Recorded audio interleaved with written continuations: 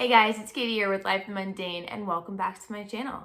So, the concept of reading aloud to your kids and having that read aloud time for homeschoolers is very, very popular. We all have this desire to have read aloud time look something like this.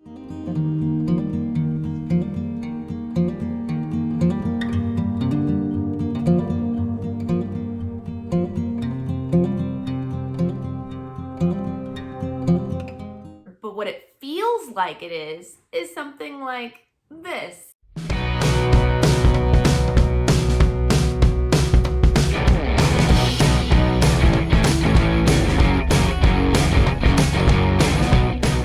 But in reality, it's really more of this.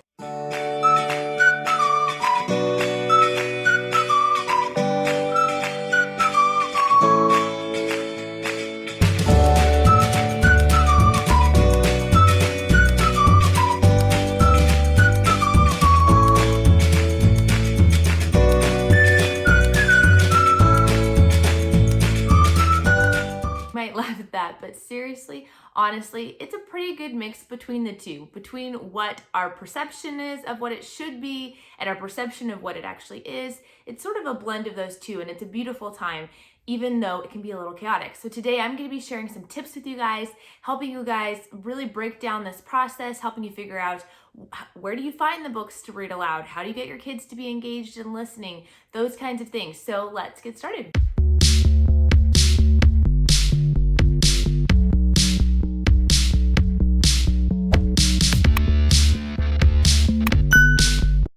So before we jump into our tips, I do want to say this is a collaboration with Shauna over at World of Washaba.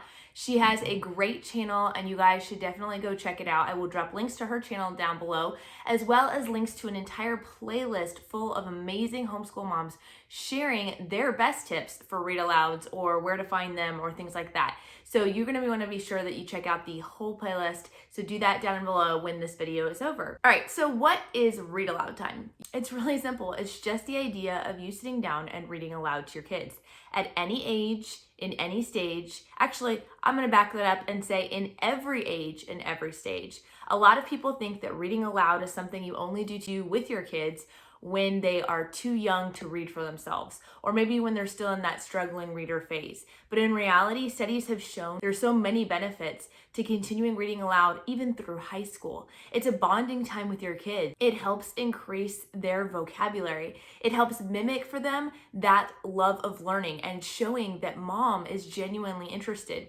in them and spending extra time with them, but also interested in reading and learning more. The best way to build early reading skills is to read aloud. And those studies are shown over and over and over again that that is one of the best things you can do for your kids is read aloud to them, read aloud to them, read aloud to them. Picture books, chapter books, anything like that. It counts, okay? But I like to use this as a way to wet their whistle. I love to pick series of books that I think my kids will be interested in and picking just the first book in the series, reading that aloud to my kids, leaving them wanting more, having them engaged, having them all in it, closing the book and saying, all right, we're done, and having them go, but what else happens? What happens next? And saying, well, that would be a great thing for you to go read, and encouraging them to be able to go through those series. So we've done this with the Chronicle of Narnia series. We read The Lion, the Witch, and the Wardrobe out loud last year. And then when they were begging and dying for more, we let them either go on and read it the rest of the series on their own, or for those who are too young or were struggling with that, we got the audiobook. So we love to use this as a way to get them more interested and engaged. We also did this with The Wizard of Oz. We've done it with Boxcar Children, all sorts of fun things. So where do you actually find the read alouds? Well, that is a whole different story. I know it can be really overwhelming when you think of all of the options, and you do want to pick good content. It's not that you can't occasionally have just sort of a silly, goofy read or whatever, but we want to make sure that our time is well spent with our children, right? We want to make sure that we are engaging them in things that are worth being engaged in. And so finding good books to read is super, super important. So I've got a few resources to help you out with this. First is the book, Honey for a Child's Heart. This book is something I've recommended many, many times on this channel if you guys haven't seen it before. Basically, it is a compilation of books by age with descriptions of the children's books that they recommend. Everything in here is going to be high quality, and these are things that are going to be good for your children's hearts. There are classics in there, there are newer books in there, but this is a great book list for you, and it even has little check marks or places for notes in the book. And you can use this from your child's early years, preschool years, all the way through high school. So definitely check out that book as a resource. Another online resource that I highly, highly recommend is Sarah Mackenzie's Read Aloud Revival website. She has book lists for you guys, and I'll insert some footage of that here. But she has book lists for you guys broken down by grades, by holidays, broken down by picture books versus chapter books. She has by topic, all of these things. You can go on her website, find the list that looks right for you, click on it, and you can have a huge amount of resources to get you started completely free. And I love that she has that. I will link all of this down and below so you guys can just click and go. So all of these resources are right available at your fingertips. Don't miss out on the opportunity to get to use them and to find good literature. You can also ask on Facebook. Some of my favorite read-alouds have come from asking on Facebook and seeing what my Facebook friends enjoy reading with their kids. But most importantly, find topics that interest your children, and even more important than that, topics that interest you. Now, that might seem kind of backwards, that you want to interest the child more than you want to interest yourself. And I do suggest going with something you think your children would be interested in. But here's why it's so important that you as the mom are interested in the read-alouds that you pick. It's because they can feed off of your excitement, right? If you are pumped, if you can't wait to get into another chapter with your kids, they're going to see that and they're going to reflect that. All right. If you are dreading this and putting it off every second, you don't even want to read it because you're not enjoying it, they're not going to enjoy it either. And so I highly, highly recommend picking something that you can get behind, that you can get excited about.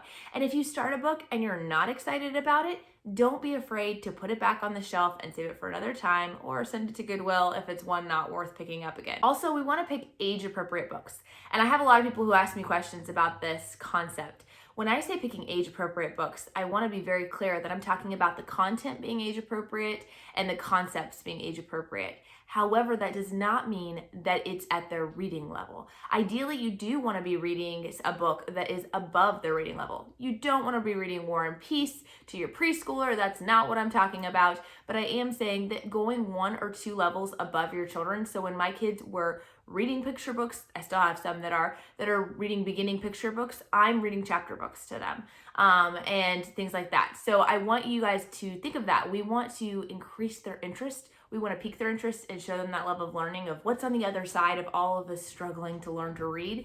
And we want them to get excited about this. And one of the ways to do that is to share that with them rich and beautiful stories. So, but how do you get your kids on board with this idea? How do you start read aloud time, and how do you get them to pay attention? You don't have the chaotic situation that we showed earlier. Well, let me tell you guys, it is not easy to begin with, but it's a discipline that is well worth putting in place in your home, and it will get easier. When I started doing read aloud time with my kids, they were hyperactive little toddlers. We obviously read books aloud to them beforehand, but having a formal sit down time of mom reading to them each and every day out of a same book, we started doing when they were younger. And my goodness, guys, I had 4 kids in 4 years, 2 with special needs, severe special needs, and it was insane. I was like, nobody is getting any of this. First of all, they're getting more than you think they are. Second of all, even if they're not getting as much as you think they should be getting, understand that it is a discipline. It is a habit that we have to build for ourselves and carving that time out for ourselves as parents, but also for our children. And so persevere in that habit, and eventually they will come to know that this is expected. Every day we're going to sit down and read aloud out of something. And when they understand that expectation, they're going to start to grow in their listening skills and being able to adapt to that. So first things first, I would just say persevere, get started, right? There's a lot of people who freak out and worry, well, my kids aren't this or that. Just start, and start small, okay? Don't pull out a book that's going to take you an hour and a half to read when your kids have never sat down for a read aloud before. That is not going to help anybody's frustration level whatsoever. Start with picture books if you need to. Start with 1 or 2.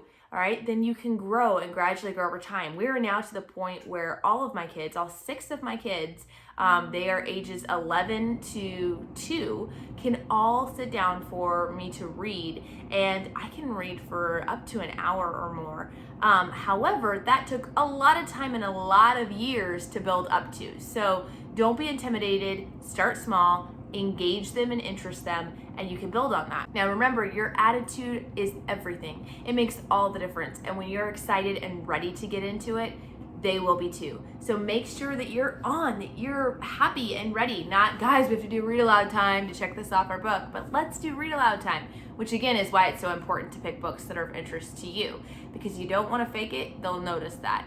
All right, the other thing that we kind of already mentioned a little bit is you want to leave them wanting more. What does this mean? This means you don't want, like, I know it's really tempting when read aloud time is going well to go, oh, but just maybe one more chapter. They could hold on for one more chapter. And then by that point, you've kind of lost the younger ones and they're running around or they're not listening. And so you kind of end on like, okay, we just need to be done mode. This is not the ideal situation. It leaves a bad taste in your mouth about reading time. It also leaves a not so great taste in your kid's mouth about it. And we want to, like I said, we want to encourage this. We want this to be something we look forward to. I love books that leave kids on cliffhangers because they're always just excited about coming back to it. Does it mean you can't ever read more than one chapter or one book if you're reading picture books? No, that's not the case. But watch your kids, gauge their interest level, and be sure to leave it on a really positive note. And if you think there's any kind of possibility that it may not end on a positive note, go ahead and stop it for the day. So another thing is to keep your kids' hands busy, all right, when you're doing read alouds is really, really helpful. So you want to pick usually a certain time of day. Again, it's just building that habit. It's not that you can't read aloud at other times during the day, but when you designate read aloud time with certain aspects of their day, you connect it to a part of their day that's already normal and routine for them, you'll be fighting a lot less battles versus if you just have everybody, come on guys, we're gonna sit down and read. So reading aloud at bedtime, they're used to that routine. They can just build that into that routine. Reading aloud during a meal is also a good idea. When kids are finishing up their meal, they've got something to keep their hands busy, they're eating, and so you can do it then. We like to do it a lot of times during lunchtime, and that has been really helpful. Another thing is we build it into our school day, and so we read aloud in the morning and sometimes in the afternoon when we're already gathered together. But attaching it to a part of the day that is already established for your children is always really helpful, and giving them things to do with their hands. So if they're not eating or something like that, what are other things they could do with their hands? Coloring or drawing is a huge thing in our house. Now, we do have some rules with it. They have to get any supplies they need before we start reading aloud so that they're not all running off to grab different things. I do typically like them to have either their own crayons or just a pencil, and then I tell them they can color in later. Just so they're not fighting over that kind of stuff while you're trying to read. Just think through those logistics a little bit. I do really enjoy letting them play with quiet toys. So blocks or Duplos or Legos can be good. Now Legos and Duplos, I've had a lot of people recommend that to me, and I was like, but those aren't quiet. When you like dig through the bin, it's not quiet. And it's not, but it is not as loud, and it definitely something they can do. It's more about how loud they are, not how loud the toy is. So there's not a lot of busyness going on in their mind, right? They can build what they're listening to. They can engage with what they're doing while building. That's something they don't have to put tons and tons of thought into. And again, you may think, oh, they're so consumed in building this castle, they're not paying attention to our read aloud. But you would be surprised when your hands are busy, when their kids' hands are busy, their minds are actually working better oftentimes. But above all, stay patient. I know it is hard. I know that you want this ideal picture perfect moment. You can instill a love of learning and a love of reading with your children by persevering and being patient with your kids, understanding that some days maybe they're just not listening, and maybe it is really chaotic like the first scene that I showed you. And if that's the case, don't be afraid to just set it down and play with your kids, all right? Understand that this is something that we want to build for a lifetime, and we want it to be enjoyable for a lifetime, so we're gonna build it a little at a time. I hope this has been helpful to you guys. I am a second generation homeschool mom, and I share on this channel everything about homeschooling and biblical parenting and resources to help you do both of those things. And so if you guys would like to check out more videos, especially my video on my favorite read-alouds from this past year, as well as the ones that I'd recommend skipping out on, you can check out that video over here. And don't forget to check out the playlist of all the read-aloud tips over here. And we'll talk to you guys later. Bye.